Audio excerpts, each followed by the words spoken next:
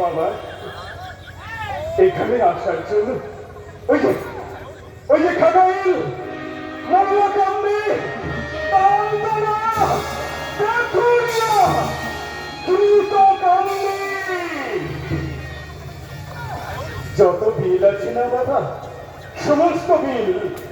কখনো পায়ে হেঁটে আবার কখনো সাঁতরিয়ে এসেছি তো তাই এত সব লেগে গেছে বাবা এত সব লেগে গেছে না আমার কোনো কষ্ট হয়নি ঠাকুর আমার কোনো কষ্ট হয়নি আমি তোমার নাম করতে করতে এসেছি তো